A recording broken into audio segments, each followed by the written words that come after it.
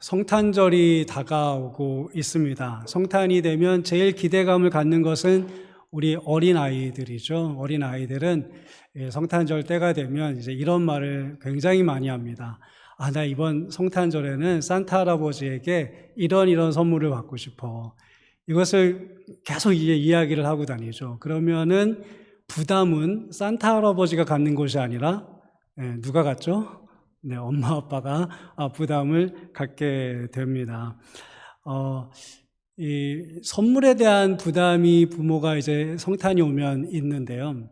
이 선물에 대한 부담뿐만이 아니라 또 하나의 부담은 특별히 이제 크리스찬 부모들은 이런 부담도 있습니다. 과연 언제쯤 우리 아이들에게 산타의 진실을 말해줄 수 있을까? 우리 아이들이 성탄절이 누가 태어나신 날이죠? 그러면 다 알아요. 예수님 태어나신 날이요. 그런데 정작 성탄절이 되면 기다리는 것은 예수님이 아니라 산타 할아버지란 말이에요. 그러니까 이 크리스천 부모들은 그걸 그냥 이렇게 지켜보고만 있을 수는 없잖아요. 그러니까 언젠가는 이야기를 해줘야 되는데 이 때가 언제일까 이런 고민을 좀 하게 되죠.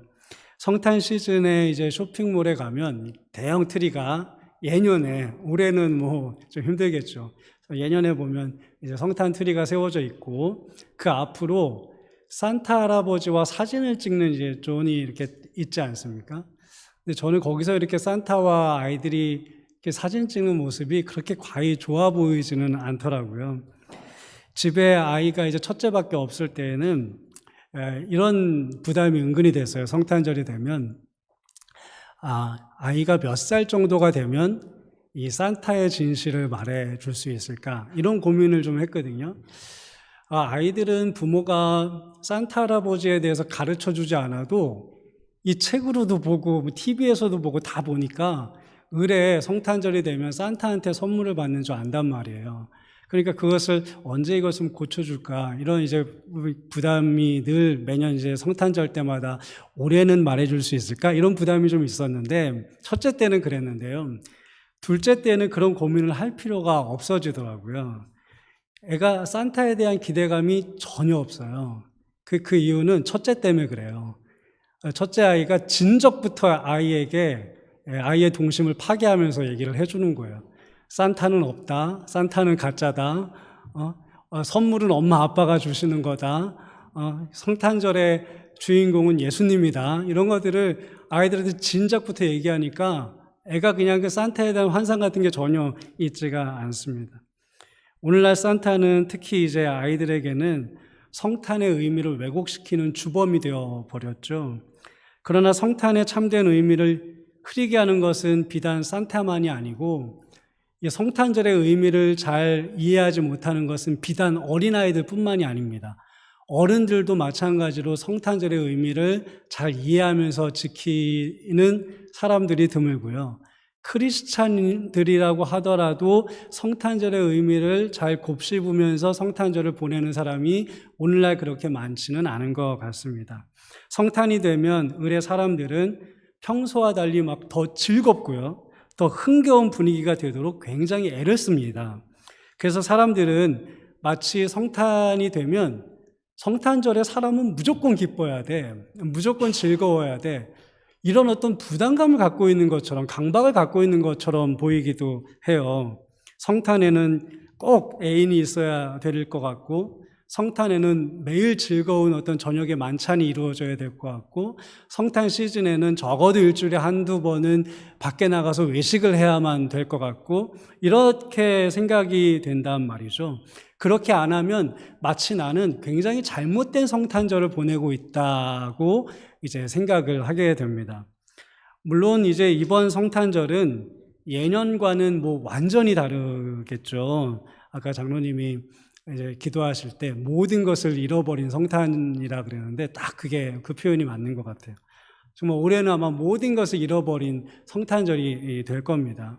근데 저는 여러분이 이번 성탄은 예년과는 너무너무 달라. 그렇기 때문에 뭐가 잘못되어도 한참 잘못된 거야. 정말 불행한 성탄이야. 이렇게 생각하는 것이 아니라 올해의 성탄은 뭔가 진짜 쓸쓸하잖아요. 서글프잖아요. 분위기가 어둡잖아요. 그렇기 때문에 우리가 예년에는 미처 보지 못했던 성탄의 다른 측면들을 바라보는 시간이 되었으면 참 좋겠습니다. 우리가 매년 듣는 크리스마스 캐롤들을 한번 떠올려 보세요. 어땠죠? 크리스마스 캐롤은 굉장히 즐거운 곡이죠. 분위기를 띄워주고요. 경쾌하고요. 아주 흥겨운 그런 곡들이 대부분입니다. 그것이 우리가 이제 밖에 나가면 들을 수 있는 캐롤송이었습니다. 그런데 올해는 좀 다르죠. 캐롤송을 듣는 것도 쉽지가 않죠. 그런데 이제 가끔 들려오는 캐롤을 이렇게 들으니까 예년처럼 막 즐겁고 신나는 캐롤이 아니라 뭔가 차분하고 조용한 캐롤들이 나오는 것 같아요. 그러니까 이런 분위기 있잖아요. 뭔가 차분하고 조용하고 뭔가 좀 서글픈 것 같고 이런 분위기는 여러분 올해 성탄절은 이제 망했습니다. 이런 뜻이 아니라 오히려 성탄절의 또 다른 측면을 바라보는 어떤 기회가 우리에게 주어졌다. 저는 이제 이렇게 생각을 해보았습니다. 16세기경에 영국에서 만들어져서 오늘날까지도 사랑을 받고 있는 캐롤성이 있습니다. 물론 오늘날까지도 사랑받는 캐롤이지만 여러분 중에는 들어본 적이 거의 있지 않는 노래일 수도 있습니다. 성가대나 어떤 합창단이나 중창단은 오늘날에도 많이 이걸 부릅니다. 그런데 이제 대중적으로는 거의 알려지지 않은 이제 캐롤성 중에 하나일 것 같아요. 왜냐하면 우리가 흔히 알고 있는 캐롤과는 가사도 완전히 다르고요. 분위기도 완전히 다르기 때문이에요. 캐롤성인데 하나도 신나거나 즐겁거나 이러지 않고 오히려 침울하고 서글픈 곡조로 되어 있습니다. 제목이 커벤트리 캐럴인데요. 일단 먼저 한번 듣고 좀 말씀을 좀 이어나가겠습니다. 짧은 거니까 한번 듣고요. 계속 말씀을 나누겠습니다.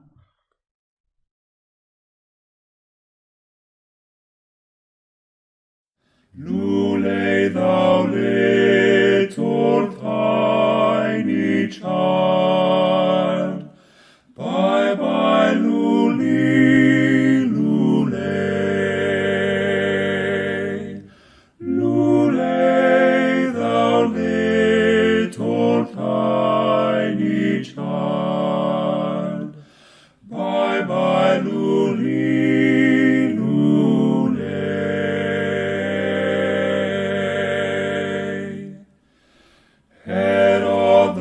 King in his raging, charged he hath this day, his man of might in his own sight,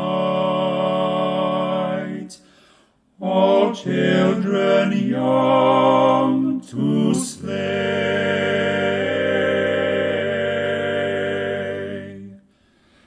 Then woe is me, poor child, for thee, and ever mourn and say, for thy parting, nor say, nor sing. Bye bye, Lully, Lully.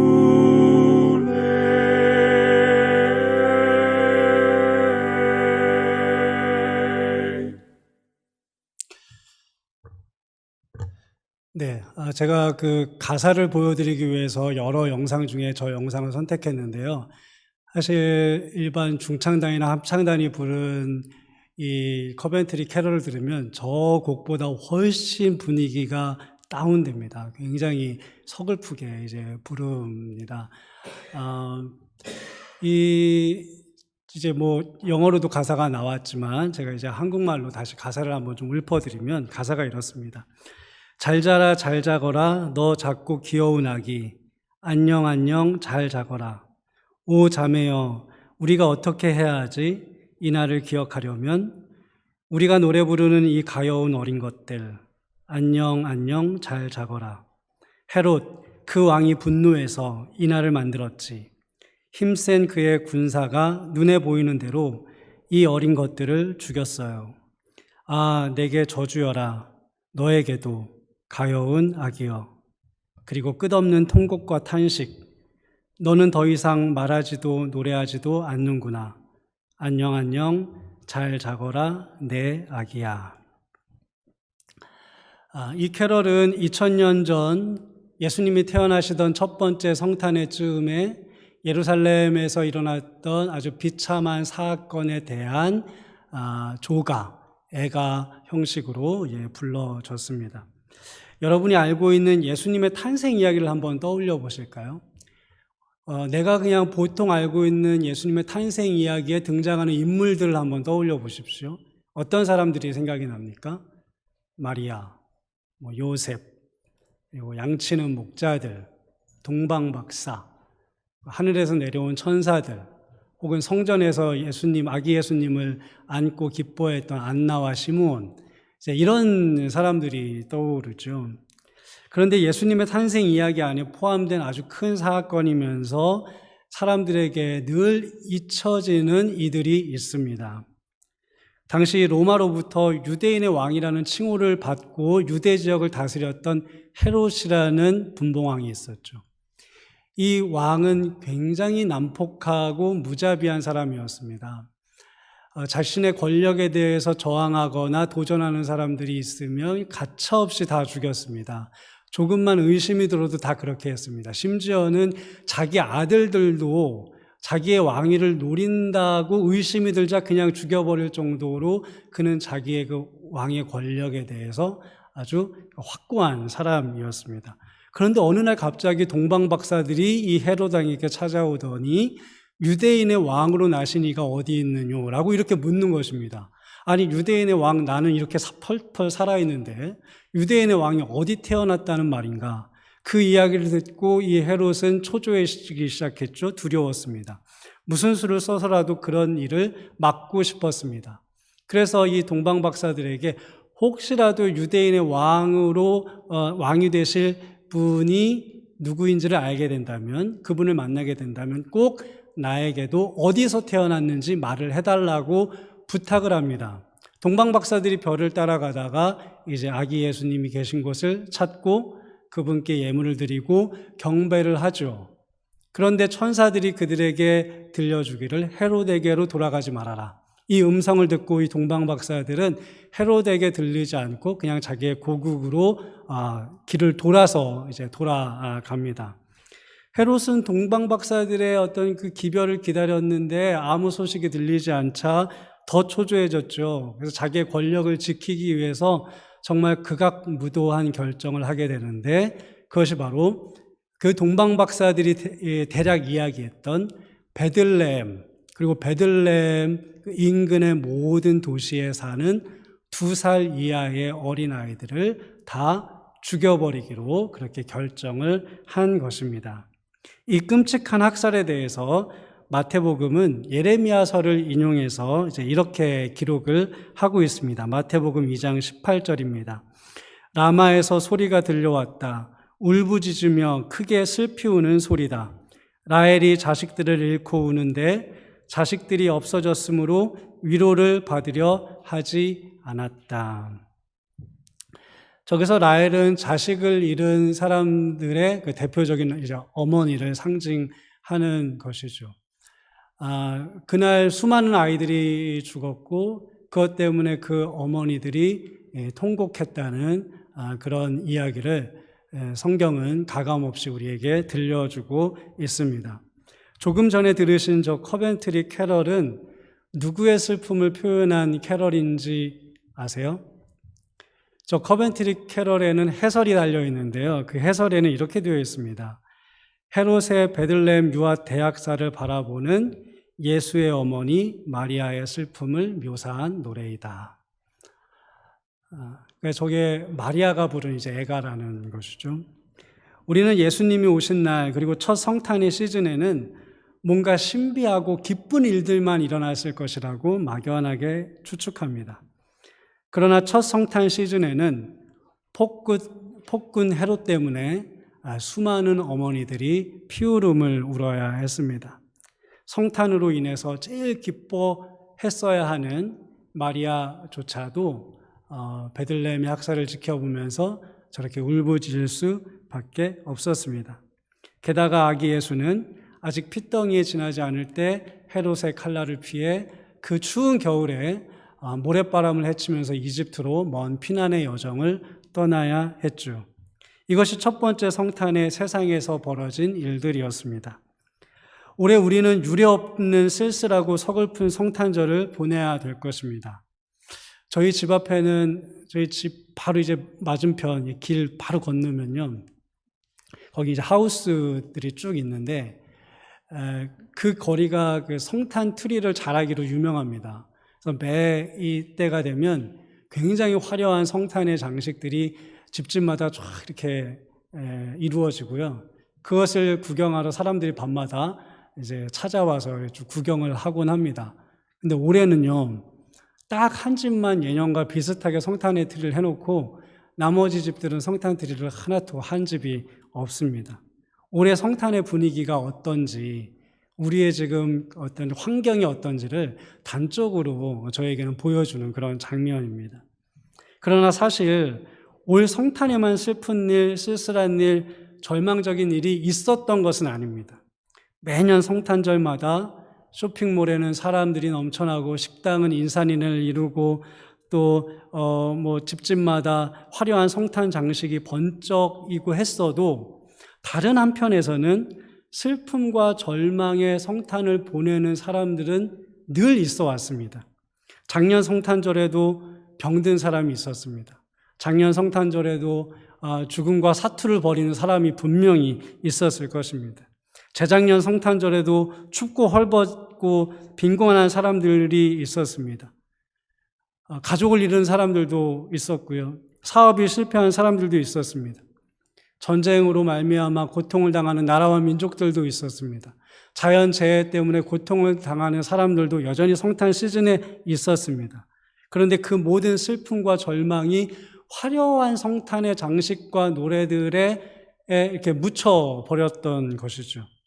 성탄의 한 단면이 기쁨, 소망, 즐거움, 평화 이런 거라면 성탄의 다른 단면은 슬픔, 외로움, 절망 이런 것인데 올해는 우리가 처한 이 현실로 인해서 성탄의 어두운 단면을 더 진지하게 생각해 보는 시간이 될 수 있을 거라고 저는 그렇게 생각을 합니다. 하나님이 인간이 되셔서 이 땅에 오셨다는 그 사실은 정말 기쁜 일이죠. 우리에게 소망이 넘치는 일이죠. 그런데 그분이 임재하신, 그분이 오셔서 요람을 펼치신 그 현실은 어땠나요? 그 현실은 슬픔이었고 절망이었고 가난이었고 그리고 비극이 가득한 세상이었습니다. 우리가 매년 성탄절에 이 점을 간과하는 것 같습니다. 주님은 이 땅에 왜 오셨습니까? 이 땅에 성탄 트리를 만들기 위해서 오셨습니까? 성탄 파티를 주최하시려고 오셨나요? 젊은이들에게는 멋진 데이트를, 노인들에게는 가족과의 따뜻한 저녁 식사를 대접하시기 위해서 오셨습니까? 아니면 백화점과 식당들의 매상을 올려주기 위해서, 아이들에게는 산타와 사진 찍는 그런 추억을 만들어주기 위해서 오셨습니까? 그런 즐거움이 우리에게 필요 없는 것은 아닙니다. 그런 즐거움도 우리에게 필요합니다. 그러나 적어도 주님이 이 땅에 오신 목적은 아닙니다. 오늘 본문은 메시아가 이 땅에 오셔서 하실 일들을 노래하고 있습니다. 1절을 보면 메시아는 가난한 사람들에게 기쁜 소식을 전하고 상한 마음을 싸매어주고 포로에게 자유를 선포하고 갇힌 사람에게 석방을 선언하신다고 되어 있습니다. 여기 보면 예수님이 하신 일이 뭐죠? 예수님이 하신 일은 기쁜 소식을 전해준 거죠. 예수님이 하신 일은 치유해 주시는 일이었죠. 예수님이 하신 일은 자유를 주고 해방을 주신 일이었죠. 우리는 성탄절이 되면 이것만 생각하는 거예요. 기쁨, 힐링, 자유, 해방. 우리가 생각하는 성탄에는 이런 것들만 있습니다.